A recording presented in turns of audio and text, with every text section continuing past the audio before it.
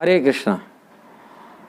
महान भक्तों के साथ संभाषण करना, उनकी संगति लाभ करना, उनके दर्शन करना, ये मनुष्य जीवन के लिए परम सौभाग्य होता है। ये सभी को नहीं मिलता। शुद्ध वैष्णव का दर्शन, शुद्ध भक्तों की संगति और उनसे वार्तालाप करने के लिए, उनकी संगति लाभ करने के लिए, ये बड़ी सौभाग्य की बात होता है। दर्शन की लालसा रहना चाहिए। ऐसे भक्तों की संगति करने, उनसे संभाषण करे, उनसे चर्चा करे, उनसे ज्ञान लाभ करे, उनसे मीटिंग कर ले, उनकी संगति लाभ करके कुछ भगवान की कथा सुन ले। ऐसे महान भक्तों की संगति होने से केवल वैष्णव शुद्ध भक्तों के दर्शन के यदि कोई करता वो पवित्र हो जाता है, समस्त पापों भी नष्ट हो जाता है। गंगार परश हईले पाश्चात पावन दर्शन पवित्र करे तो मारा गुण। गंगा की परश हल माने स्नान करने से बहुत दिन लग सकता है, कि दर्शन मात्र में पवित्र कर लेते ऐसे महान वैष्णव। इसलिए उनकी संगति ये करना का लाभ करना, उनसे वार्तालाप करना महान गुण। ये बात महाभारत एक प्रसंग आता है, युधिष्ठिर से बात करने के लिए और उनकी उद्धार उसी से था।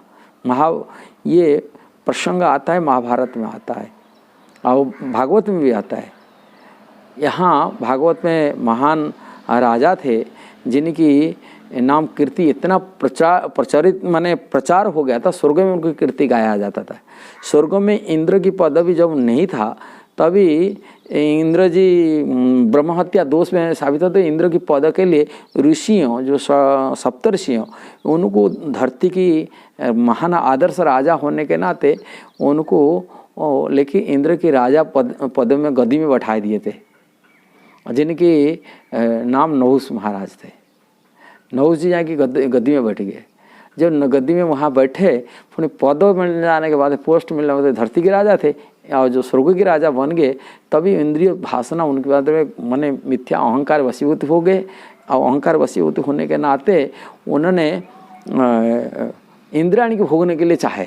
जो इंद्राणी भोगने के लिए चाहे, तभी इंद्राणी बचने के लिए चाहने के लिए गुरु की शरण जाते, बृहस्पति की शरण गए। और गुरु जी उपदेश दिए, यदि मैं तुमको तभी स्वीकार करूंगा, पति रूप में स्वीकार करूंगा, यदि तुम सप्तर्षियों को अपने कंधे में बैठा करके माने उनकी पालकी ढुलाते हुए आप मेरे को मिलने के लिए तभी आएंगे, मैंने उनके निवास स्थान को आएंगे। तभी बोला, अरे मैं तो इंद्र हूँ, कोई बात नहीं। तो इंद्र की गर्व अहंकार में बोले, मैं तो सप्त राजा माने, मतलब मैं सप्तर्षि मेरा अंडर में है। और सप्तर्षियों को आदेश दे दिया।